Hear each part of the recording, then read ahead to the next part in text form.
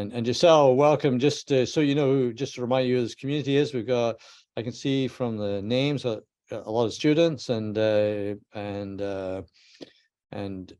some faculty and a couple of people who are business partners with us. Faculty, we've got a couple of staff and faculty, and some people who are business partners who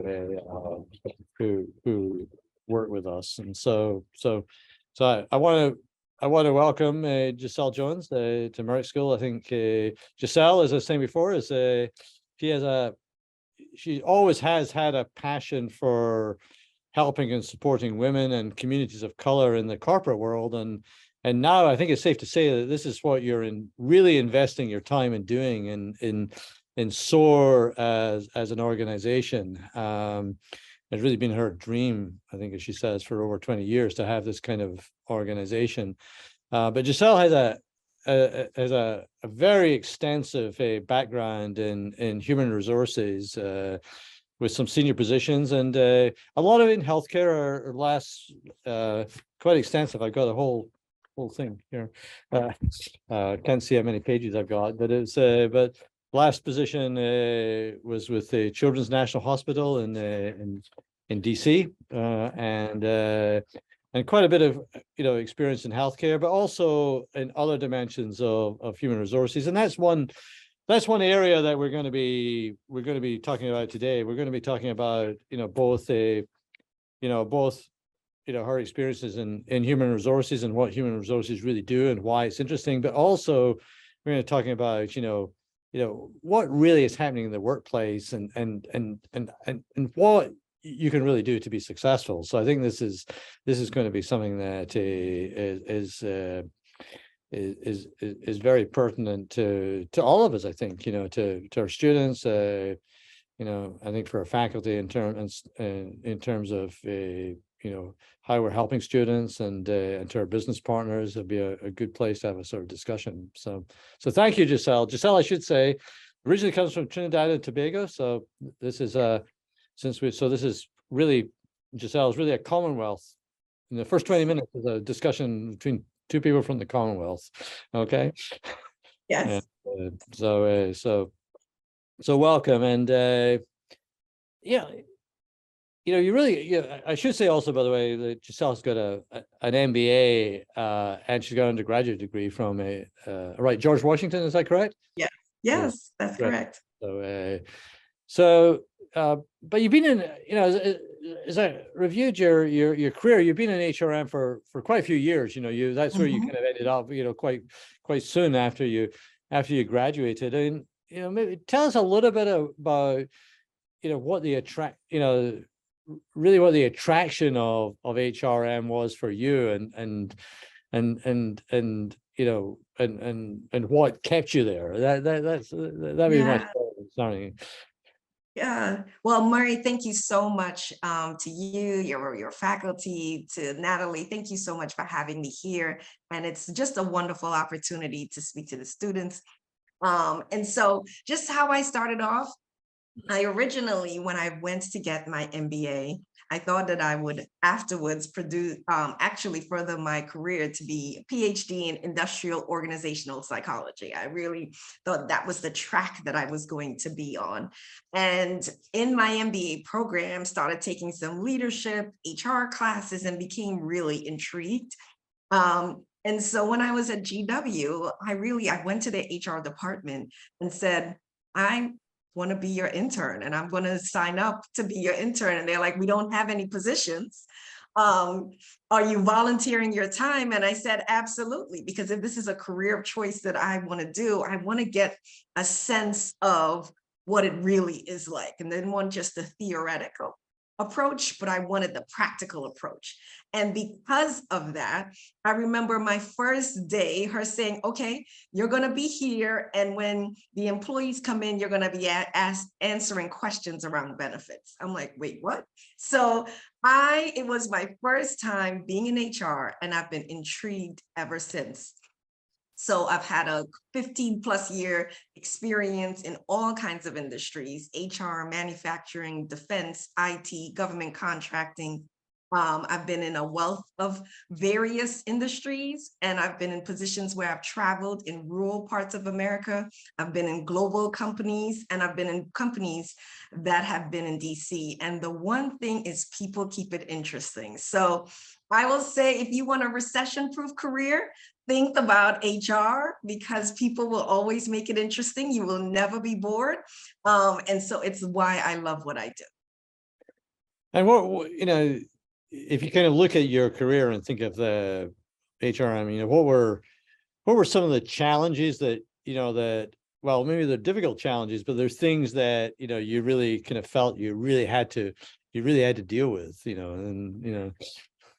The biggest piece was the pandemic. So I worked in healthcare, and in a pediatric Children's National Hospital is one of the top 10 hospitals in the world, actually, pediatric hospitals in the world. And so the biggest challenge of my career was the pandemic, right? Where in March, you're hearing the first person, in DC area now has COVID. What do we do? What are our protocols? And so managing the pandemic, I always call it a multi-layered pandemic. It is the medical, the COVID-19 piece. It is the mental health crisis. It's the diversity, equity, and inclusion, and sort of the civil unrest in the country, as well as the fact that people were really getting burnt out and exhausted and tired from working around the clock. So during the pandemic, most HR professionals were significantly burnt out when you're looking at 2022 and 2023, because it was really round the clock. So just as well, the nurses are working, and the doctors and the assistants and the housekeepers are working around the clock, so are we. And so it was a challenge in terms of making sure, how do you get staffing? How do you keep staffing? And how do you manage the fact that many of the nurses could leave and actually sign up for agency work and not have to work some of the brutal schedule during the pandemic? So I will say that for my career, the pandemic was one of the transformative era that I could think of in my career. And just to give people a kind of flavor then of, what the HR function sort of does, were there things, earlier in your career that you did that sort of prepared you for this? Yeah, well, I will always say the wonderful thing is, as you mentioned, I'm from Trinidad and Tobago. So having immigrant parents absolutely prepared me for this, I will say, coming from a place where I work with, my parents were always really good about being great teachers to me early on, and are my biggest mentors. And the second thing, Murray, that I think prepared me for this, I don't think anything could really prepare you for the pandemic, but one of the things that is important in HR is always thinking through culture and innovation, and what does that look like? And so there's always a thirst for knowledge. I'm always considering myself a continued student, a grower, and a learner. And so I always made sure I was part of professional memberships. I was part of groups that challenged my thinking. I had what I consider on my advisory council, my innovator, who challenged my thinking, and I would be able to bounce ideas off of. So when I think of preparation in terms of the HR career, I cannot speak enough for building really good relationships. Really, whether you call it your network, I call it advisory council, whatever that looks like for you. And the second piece is being around people who will challenge your perspective and thinking. Because you will always want different sides to consider what is actually best for you. So I would admit that was the number one piece in my career that really helped me along the way, was the relationships I had over time. Now, I want to sort of drill in, and then I'm going to do a transition into what you're doing now. But I think, but there's one thing I do want to drill into, about how you built your network, and you call it also an advisory council, because so I do not recognize some people were here last week, and our speaker or guest last week, very different industries, different kind of background, also talked about, you know, the importance of building these networks and building your networks. And so how did you go about building your networks, and maybe say a little bit about what an advisory council is, you know, because I'm not Yeah. sure that everybody would understand that. Okay. Yeah. You know, I consider your advisory council like your personal board of directors. So every organization has a board of directors that actually work with you and say, here's what we are looking at your strategy, we're looking at your finances, we're looking at your plan. And they either give support, they give recommendations, they give feedback on your strategy. And Mhm. it's the same thing you need for your career is your advisory council. And I teach all the time about 7 critical positions: your sponsor, your mentor, your wellness coach, your innovator, connector, influencer, and or other career or leadership coach. And the 2 positions that is most critical when you are growing your career is always going to what I consider your sponsor and your mentor. Mentor, we know those who will work with you to help you align your personal and professional growth. And sponsor is what I like to say, it's who is the person in the room that can vouch for you? Who is the executive or senior leader that has decision-making authority that they can not only hire you, but when you're not in the room, they can speak on your behalf. That is critical. And so, Murray, the way I started with, which I will say for now, when early in my career, we didn't have a LinkedIn, right? So it was making sure, right, previous supervisors I kept in contact with, making sure I connected with them from time to time, whether it be a coffee or for me, a tea date. Mhm. I made sure I kept in contact. And the other way that I met for my sponsors were for mentors were people that I admired, right? So sometimes it's not someone in your department, but someone you admire and respect. I would Mhm. simply reach out to them. This happened to me at my last organization at Children's National. There was she was the chief medical officer that I have been admiring for years. And Mhm. so when I got into Children's National, I had the strength enough to reach out to her to ask her if she was considering other mentees. I had admired her work. I wanted to work with her closely, and I was excited when she said yes. Mhm. So I do think that there is a level of courage that you have to do in reaching out to someone. Now you have LinkedIn where you can reach out and do a virtual chat. But I really feel start with, who do you admire? Mhm. Who do you respect? And reach out to them and find a way to connect. And that's now, do you ever get your advisory council? Do they ever get you get do you ever get them on together in the same room? No, so here's the one. What so it isn't like you'll get your board together and say, okay. And sometimes some may not know that you have them listed as your sponsor. The thing is, these are all separate roles Mhm. where the best is that they are working for your personal and professional growth. Right. Right? So, for example, the connector, I was sharing this example where I remember when I joined one company and I had to lead their DEI, I reached out to a mentor who's also, she strong connections in the Mhm. community. And Right. she literally put me on, she had me introduced to about 7 or 8 heavy hitters in Mhm. diversity and equity inclusion around the US. I mean, I'm talking about people who were leading work of 30, 40, 100,000 people. And I Right. remember I got free training, I got free resources, I got a free book just by her being able to make the connection. And so it's someone that you want to reach back to when you're thinking through a transition, you're stuck at work. Who do you call is the Yeah. most important um, thing Yeah. that I could share in my career. Interesting. So yeah, I mean that's great. I mean these are great tips, and I should say to everybody, I hope you're noting them down, but we are recording this, and Danielle puts them on our YouTube channel eventually, and so so you can refer back to this.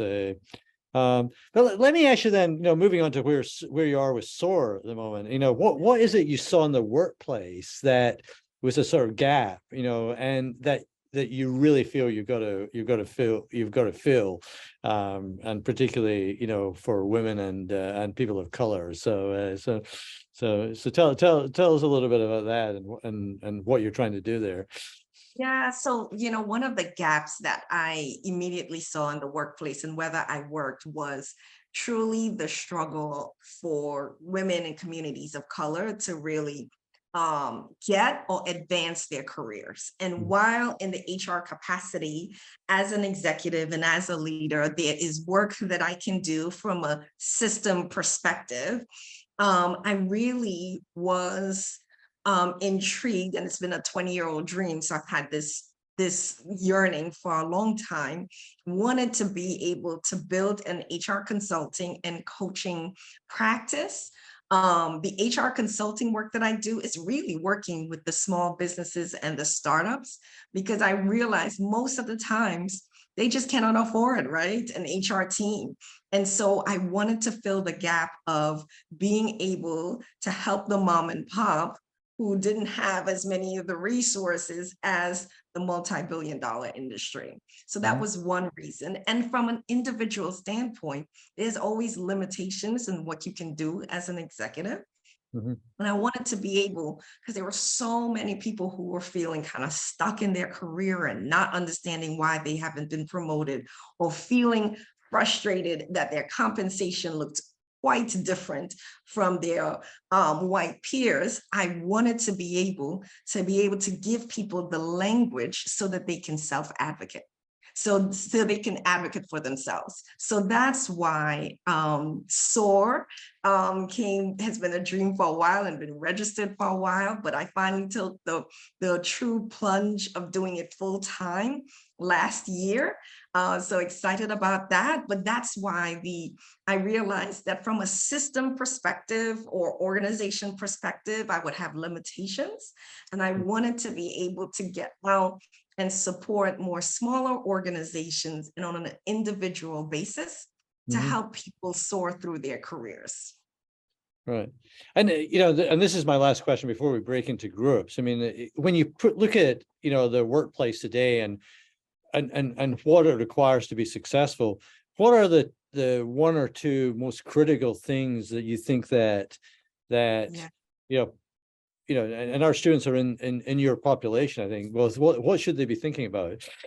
Yeah, so one of the 5 top trends I think I was reading, I can't remember if it was McKinsey or Harvard Business Review, that they were saying that some of the top trends is diversity, equity, and inclusion impacting organizations, innovation, culture, virtual work, which is kind of here to stay. And the fact is that when you're thinking about whatever it is that you need to be successful, I feel as though there's sort of 3 components. One is critical thinking. There are organizations now, there's artificial intelligence, all of those kind of things. Will jobs be here? Won't it? But I feel like one of the things that you can add is through critical thinking that breeds innovation. And so it's one of the strong top skill sets that I see in the workplace today. How do you bring innovation? How do you bring your ideas up to the front and share it? Sometimes people get so nervous. Will I share my ideas? Will it be rejected? I always say nothing beats a failure but a try. And the fact is, you'll never know, right? So share the idea, speak up, and advocate for yourself and your ideas. And the second thing I think that is really critical as you think about what success is, there are people who will call it grit and all of those things. I think you have to have clarity on strengths are. Sorry, you broke up there. What your strengths are. What are you passionate about? Right, what are you clear about? Because there are so many people working jobs they hate. And so I really want you to be clear on what the things that lights you up and how you find that in the workplace, because then you will feel as though you won't have sort of the Monday scaries, right? You will feel invigorated for work. So being clear on your passion, being clear on your strengths, being clear on the type of work environments that you thrive in, coming with that level of clarity is always going to be great in the type of organization you attract. Right. That's no, I think there's quite a lot of meat here for us to discuss, and both about, we have some people who are very interested in HR, and other people shaping their career. I see one question already about shaping a career within industry, or whether you go across industries, and how you think about that, and then certainly thinking about some of these things you just talked about, how some skills, how do you advocate for yourself, Yes. in this kind of workplace, and maybe finding your strengths and finding the right workplace to match this up. I should also say we also have some students who are entrepreneurs, and so they may want to ask questions about what they need to think about, because they may not have thought about HR as something they should be getting. So maybe they should be thinking about it now. So about what they should be doing in their businesses. Yeah, So exactly. So I'm going to break everybody into small groups, and it's going to be really small. And here's one really fundamental request here. Please don't leave, because I've had some people like to come to the first 20 minutes and then they say, oh, I've heard the speaker, this is good. And Murray's seen my name. And and I do appreciate you coming, but please stay, because it messes up my count here. And then I spend the rest of the time assigning people to groups. So Giselle, I'm going to put you into a group as well. We're going to be in really small groups, about 3 or 4 people at a time. And just introduce yourself, because this is partly community building as well. And then what I want you to do is to, discuss some of these topics, about career, shaping careers, what's happening, where you're going, and come back with questions and Danielle is going to help me, but I'm going to collate these questions, and we'll kind of organize a discussion. So we're probably going to spend about 15 minutes in a group. Okay. So I'm going to do this now. She drew the short straw. It looks like she ended up with faculty and staff members, right? And it was wonderful. The All right. best group ever. Good. We'll see. We'll. There's no assessment for them, no assessment on this, but we'll look at their questions. Right. Right.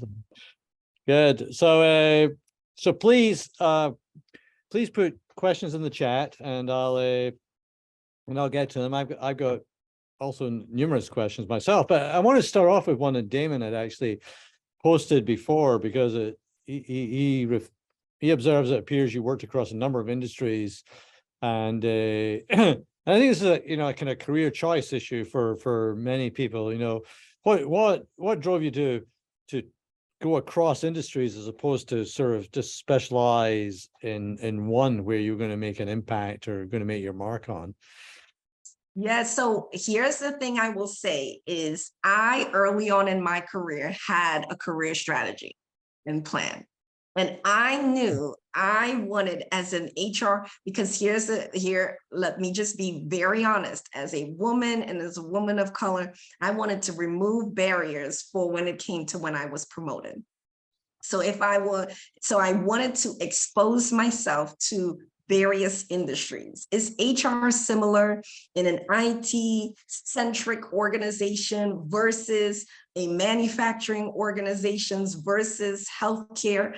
I wanted to expose myself and be able to have it as part of my own development, and as well as part of my own brand, to be able to say I was an HR leader that worked in multiple industries and in global and in rural settings. So I knew early on that having my MBA, that being well diverse would allow me the leverage to say that I am ready to be promoted. So it's why I made that choice. Some people I know, like one of my chief people officers, she was in healthcare for all of her career, and that works. But I knew Murray, I told you this is a 20-year-old dream. So I wasn't only going to stay in corporate America. So I knew if I ever wanted to shift into the consulting world, that I needed to be able to stretch myself across multiple industries. That's now one more questions, but yeah, it's interesting that you start off very early on with a career strategy, and I might come back to that in terms of what should people be thinking about the content of that. But I want to ask this question in the sort of context of who you're consulting to, and you said earlier on, and your passion has been about working with women and communities of people of color, and so my question is quite transparent here. What do you think that in these communities, women and people of color should be thinking differently about their career, so that makes them, it's going to get them what they want in the workplace, so. Yeah, Murray, I have goosebumps. If you all don't hear me now, like it's the one thing, like I feel like my mom is always like, if you don't hear anything I said, hear this one thing. Do not just focus on performance, build relationships. A lot of the times, what happens for women and for communities of color, they are like, but I saved the budget, I did that, I knocked on the front door, I applied for the position, I kept my head down, and why am I being passed up for this promotion? Why am I being passed up for this transfer? Why does it seem it is because the relationship building, that is about 60% and the performance is about 40%. I'm saying that, Damon, for the accountant in the room, right? So, I will say it is so critical in advancing your career. And we have to remember that we forget that most people are lined up at the front door saying, okay, I'm going to apply for the job. I'm going to put my head down. I stayed late and they're going to select me. And everyone in every organization has been like, how did that person I didn't even know they were getting the opportunity, because the side doors and the back doors are happening. And you need to have strong relationships that advocate for you, so that when you are thinking about transitioning your career, there are about 10 people you could call and say, you know what, I'm thinking about transitioning your career. Hey, maybe you don't have an opportunity there, but maybe you can introduce me to someone else who has an opportunity, right? And building relationships also means you're involved and also maintaining the relationship. It's not that you're calling people when you need something, right? So number one thing, build relationships as much as you focus on performance. Game changer in your career. And y'all could, quote me on that. Can I ask one question? Did you have to learn how to play? Did you have to learn how to play golf? I didn't. I didn't learn how to play golf. I didn't learn how to do, right? But I built great key relationships that when I went out full-time for SOAR, I had clients, right? Building those rapport and those relationships. And I didn't learn golf, and I couldn't catch a ball if someone threw it at me. Okay, so that's just telling you sports was going to be out for me. So there's there's 3 or 4 quite good questions, and I do want to come back to one thing in this if I got time, but there's one that immediately follows on, and I think you kind of semi-answered this, and then and I think you're gradually building up to this. There's one about explicitly how to network, how do I start to network? We actually had a discussion about that last week in our session as well, and in very different ways. There we were talking about entrepreneurial communities, but how to network, and maybe I'll let you just answer that one first, and then I'll get to, there's a couple more, and I've got a follow-up question as well. Okay. Yeah, so networking, people are like, it's daunting. I know no one believes it. I'm a natural introvert, so networking is huge for me. So here's what I will say. There are 3 major ways you can start in networking. One is professional associations. What professional associations do you belong to, right? For example, as an Afro-Caribbean woman, I belong to a woman executive group at Chief. I also belong to Prince George's County SHRM. I also belong to DC SHRM. I also belong to an entrepreneurship group, for example, Merrick Shift Society, right? So I belong to a blend of places based on not only what I was currently doing, but what I was hoping to do. So I joined entrepreneurship groups years ahead before being an entrepreneur, okay? So one way to network is just joining professional associations and go to the networking events, the virtual events, put it on your calendar, invest the time into you. The second way I share with this is just look at your contacts list. In your phone holds the key for so much worth. So whether it's someone at church you know, someone in the synagogue you know, neighbor, a friend, write their names down and circle the ones. Who do you admire? Who would you want to be your mentor? Who has hiring decision-making skills and they actually are going to be great as a sponsor? So looking at contacts list, maybe there's a previous manager that you enjoyed working with. Don't contact them. Love to have a virtual chat, or I'd love to have an in-person coffee with you. I want to catch up and see how you are doing and the grandkids are doing. Connect with people. You will never know who may have an opportunity, not now, years later, or even for your children. I am actually, because of my parents' connections, I have been able to reap the reward of that. And then the third way I will say is, if you're not even sure and you're on LinkedIn, a lot of the time, sometimes even for me, for myself, I remember there were students who reached out to me from University of Maryland, or they were graduating and they said, hi, I'm interested in HR. I saw that you came across, would you be open? Oh my gosh, yes. So you may get a couple of no's, but you'll get that one yes. I always said yes. And what I enjoyed is when the person got on, the wonderful thing to know about people is they love to talk about themselves. So you can just do a virtual chat and say, I just want to learn about how you got there. I just want to see what worked for you, what didn't, what advice do you have?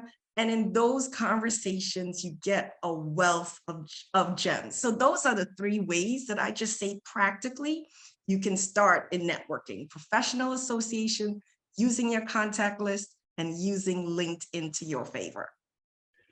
And one thing I'm hearing underneath that, and just I just want to reality test this and move on before I move on to the next question, is that, this is something we've discussed in other meetings. We use the word networking, but I actually hear much more what you're talking about is about building relationships with relationships. Yes. Yeah. So it's not about just, how many, it's not just about how many, contacts you have in your LinkedIn. It's about, how you build these relationships, right? Real relationships. Absolutely. That's important. And now another question it's from the same team, I think, but is how to, how do you find passion, or how do you help employees to find that passion at work? I think that's oh, that's so layered, because there are work environments that encourages passion. There are work environments that don't, and that can be toxic. So the way I feel is though, and I was saying to the group that I was fortunate to be a part of, which is the leader is the lever of engagement.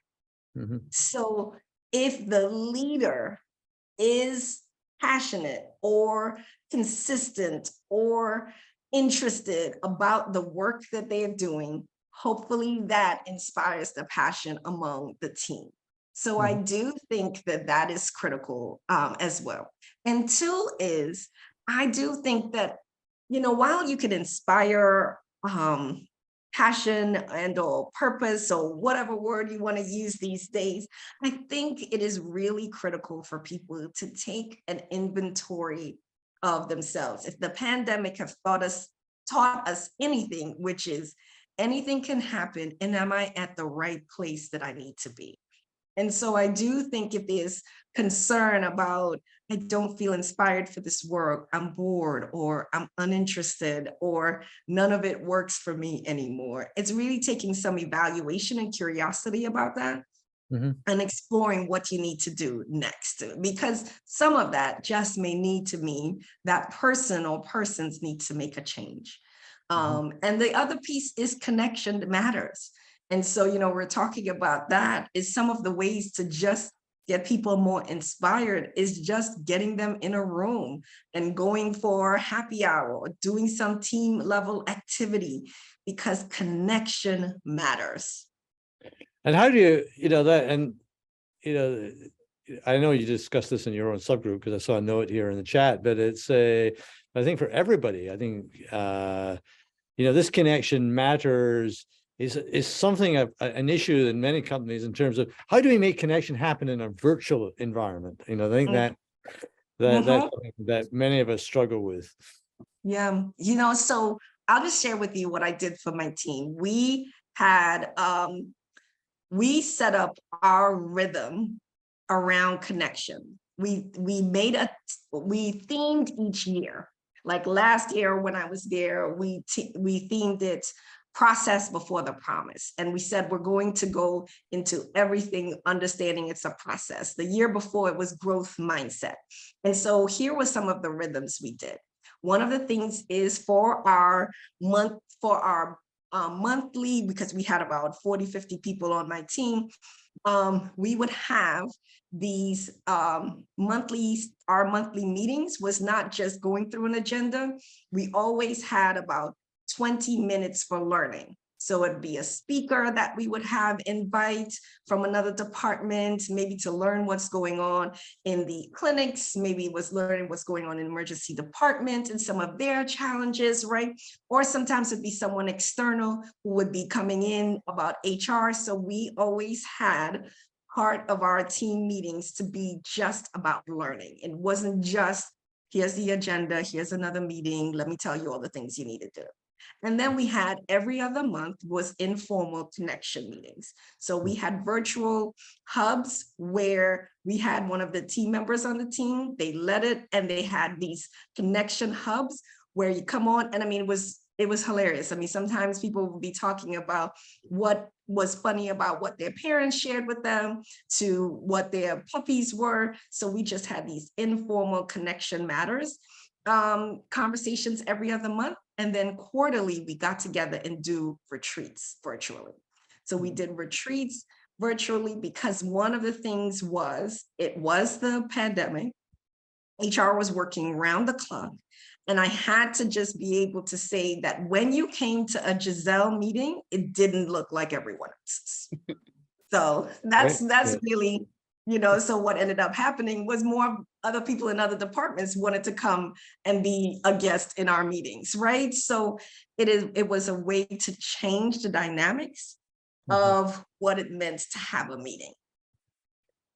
And I want to come back to the networking or building the business relationship one, because I'm just reflecting on a discussion I had with a student a few weeks ago where we're talking about this topic, and they said to me, this is kind of easy for you, I don't know why they thought it was easy for me. He said, but I'm a mother. I've got 2 kids, I'm trying to do my job and my boss wants me to do this job. Then it's also, obviously this is a student who's also studying, as well, and taking, 6 credits at least. And now you're telling me, I should be spending my Thursday evenings going to this group or, once a month, So, yeah. And I felt a little bit guilty because it's kind of easy for me to give that advice. It's true. I'm not so tied down. I can go to as many meetings and networking meetings as I want, but it's, but I just wonder about, what your advice is for, that that young mother who's trying to strive and get up in the organization, and this is also, you've emphasized how critical it is, particularly for them to build this. How do they balance this, and how do they do this?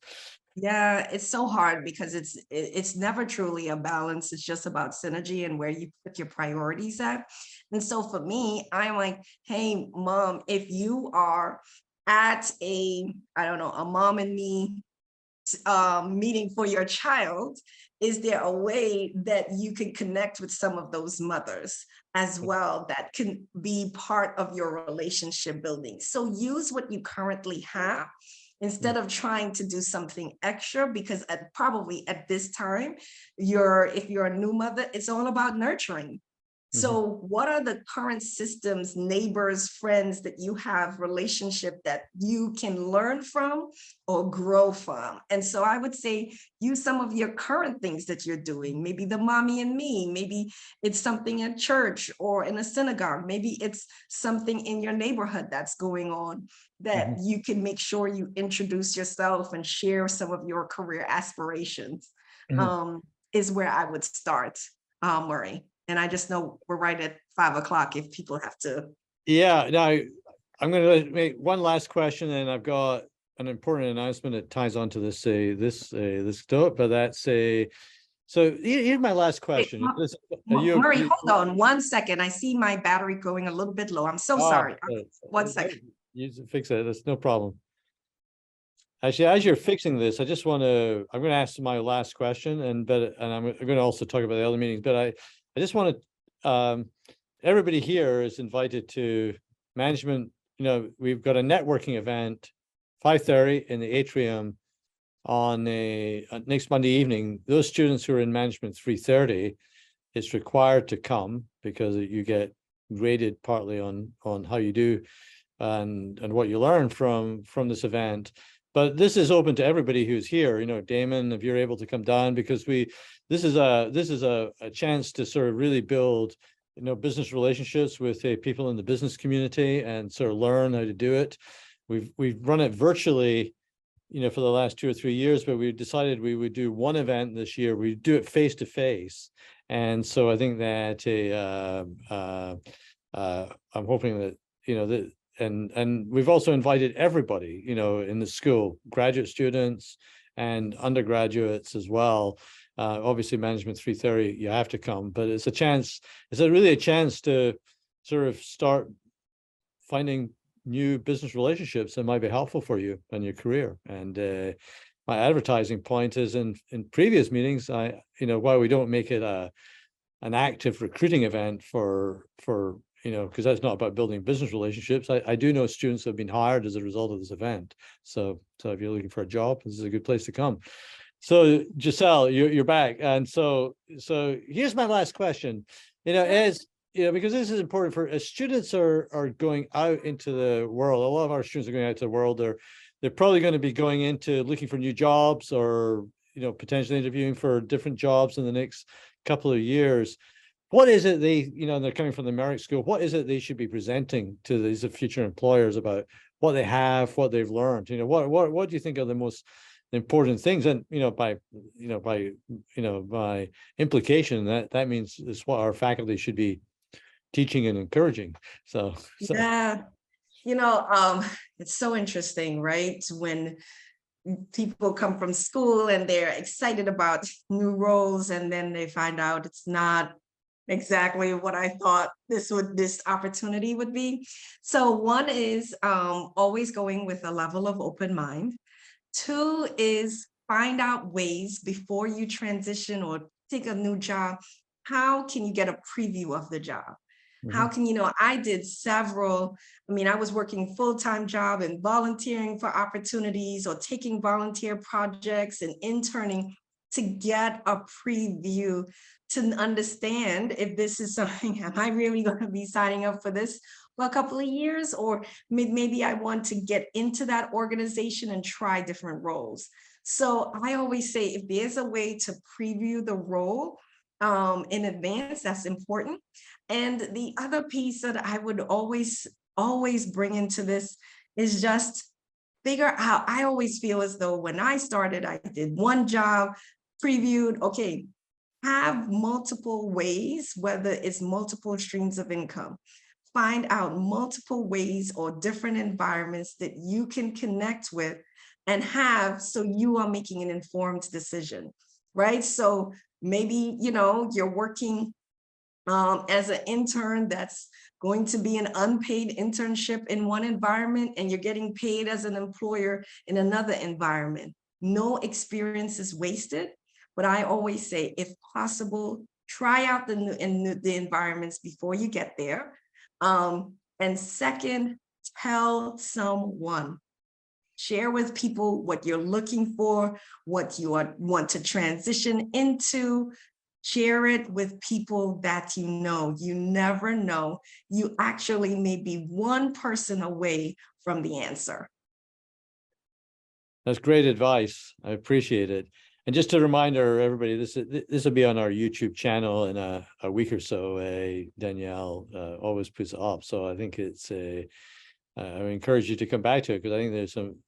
Giselle, I really want to thank you. There's some wonderful gems there and wonderful pieces of advice. So thank you. We're going to give you a sort of electronic clap, okay? It's Thank you.